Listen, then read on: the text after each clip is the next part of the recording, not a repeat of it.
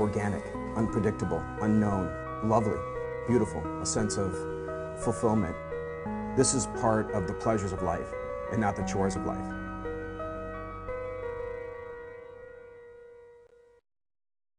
Tonight on Daily Iowan TV, sexual assault. The University of Iowa is bringing awareness to light. And Chinese cuisine, a new taste is coming to Iowa City. Showers and storms are headed to Iowa City in the near future. Another day and another Hawkeye hoping to enter the NFL draft. Taylor Brooks is in the studio and has more from a former University of Iowa offensive lineman.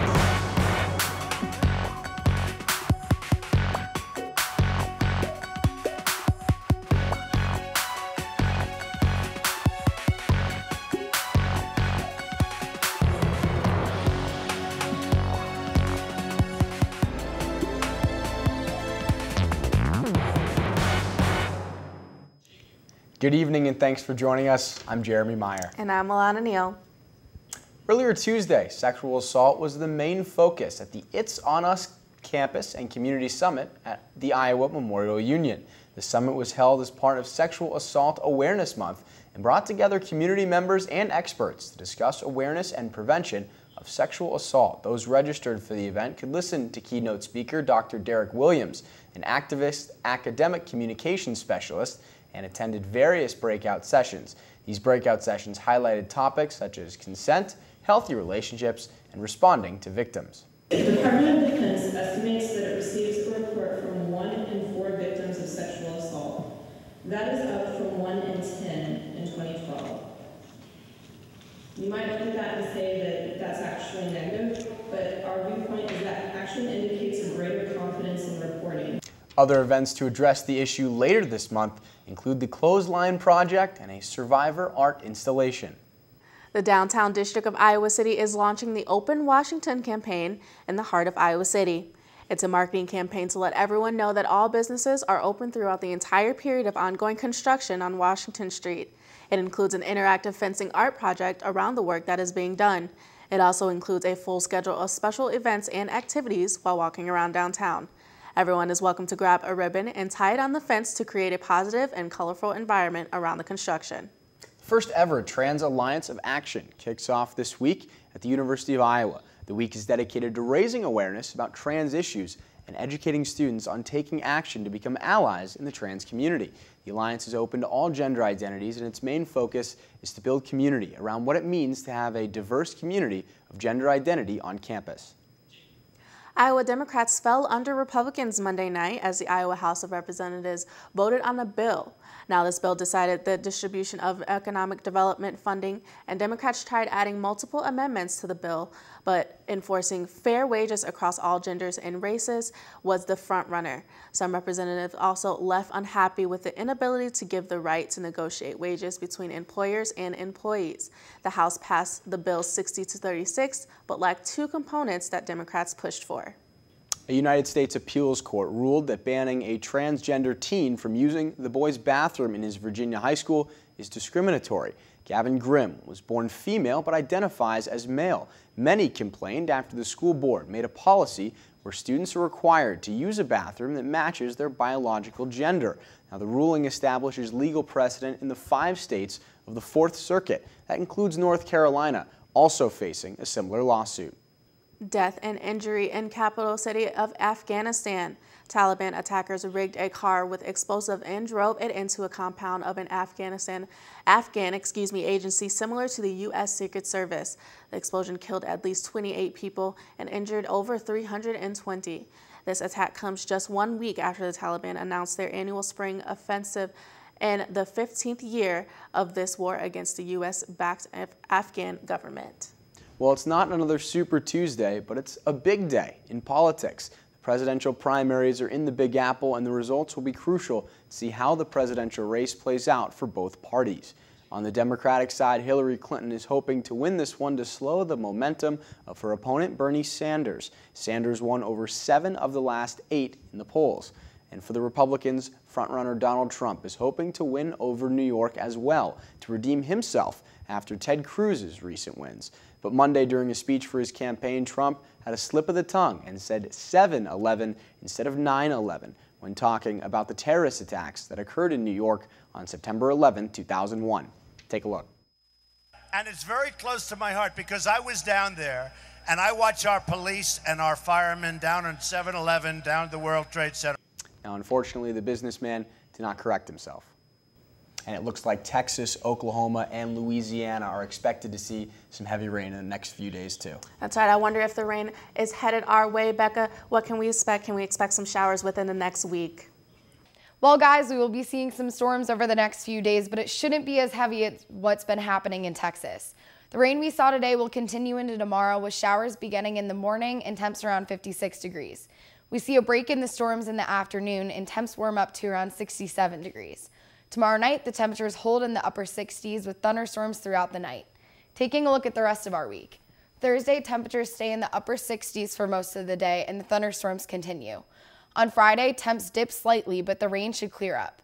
Saturday is looking like it will be a beautiful start to the weekend with a high of 75 degrees and sunny skies. Sunday, we hit our high for the week with a high temperature of 78 degrees, but showers will move back into the area by the afternoon. As we start next week, we're looking at temps in the upper 60s to low 70s and showers throughout the day. That's your weather, Iowa City. Back to you guys at the desk. Well, after a 2-week-long soft opening, the new Chinese restaurant Bashu finally made its grand opening last Friday. The restaurant is located at 121 North Lynn Street. Daily Iowan TV reporter Zhao Li was there and brings us more. Dress forward about your finals, there's something new coming up in town, a brand new Chinese restaurant, Bashu, located right under Press Citizen. Come check it out.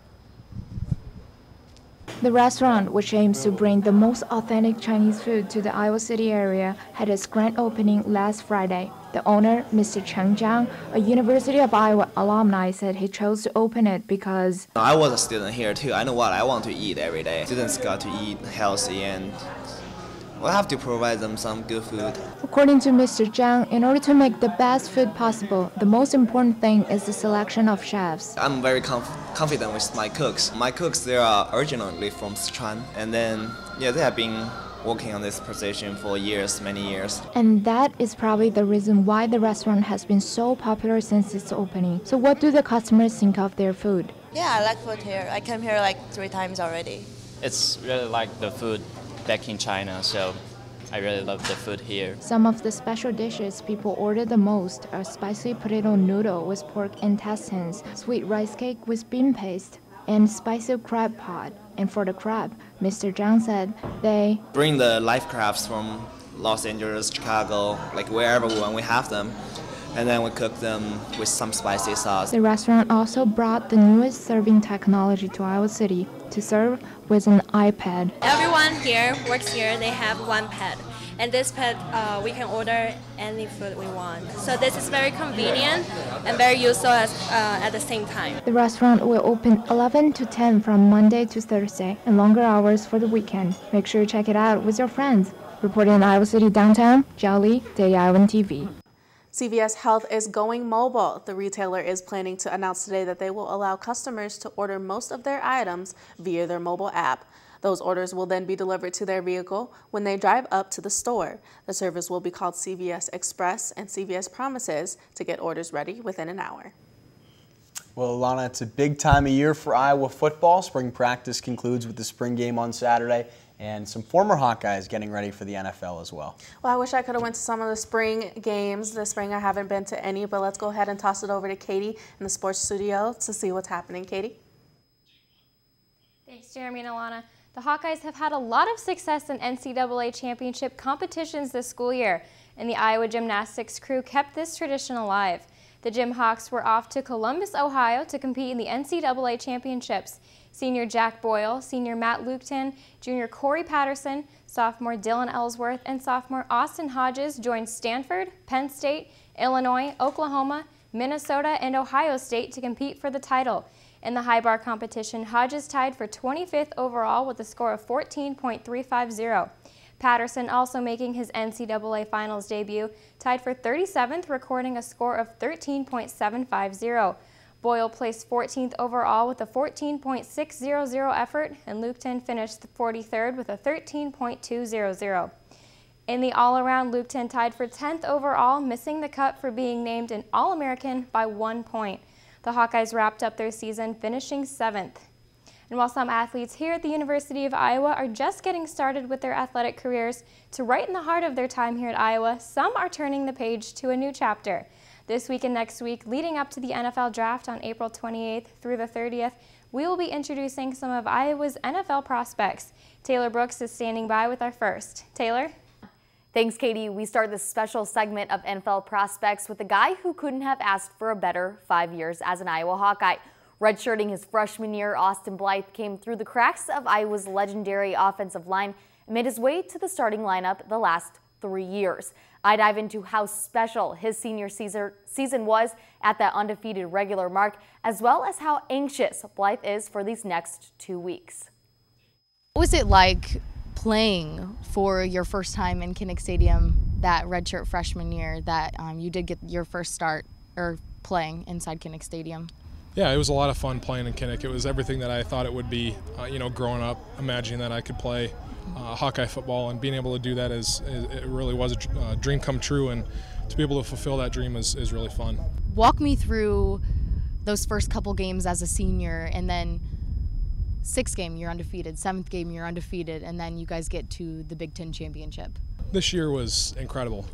Coming into the season, a lot of people were uncertain of how we'd do, trying to predict 6-7 wins max, and here we were just going week in and week out, controlling what we could control, and playing to our strengths, playing together, playing strong team football, and just getting win after win. And as the season progressed, we really started to understand what we had and what we could do as a team, and it culminated to a pretty good thing.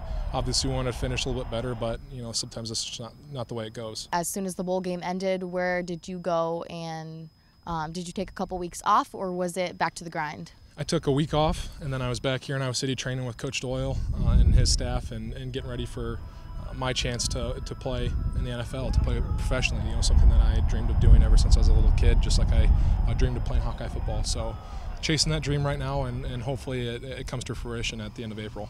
As the draft is 2 weeks away, what's your mind at? Where's your mindset right now? Right now, it's kind of a hurry up and waiting game. I wanted to get here. I'm starting to get a little anxious. It's been a long time coming.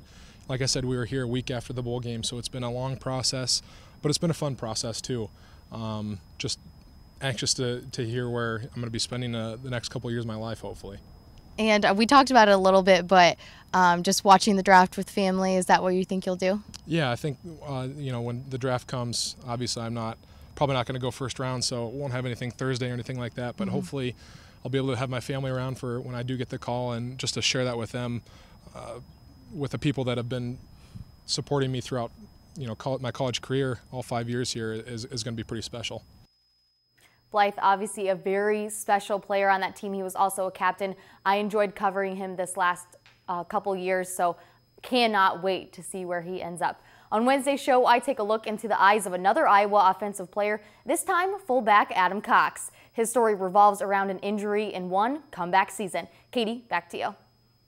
A historic day for the Iowa track and field team down in Texas over the weekend. The University of Iowa track and field team broke one school record and set 10 all-time marks. The Hawkeye men finished 3rd overall behind Texas and Nebraska, while the women's team came in 8th.